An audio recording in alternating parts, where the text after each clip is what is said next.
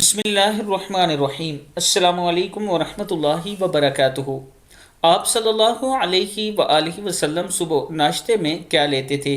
آپ صلی اللہ علیہ وآلہ وسلم صبح پانی میں شہد ملا کر پیا کرتے تھے۔ یہ پیٹ کی تمام بیماریوں کا بہترین علاج ہے۔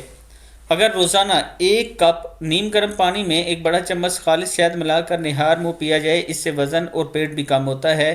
اس کے علاوہ آپ صلی اللہ علیہ وآلہ وسلم 7 چھوارے یا کھجورے رات کو 1 گلاس پانی میں کسی مٹی کے برتن میں ڈال کر رکھ دیتے اور صبح پانی پی لیا، اور چاہے تو کھجوریں یا چھوارے بھی کھا لیے۔ یہ مکمل ناشتہ بھی ہے اور صحت کا راز بھی ہے۔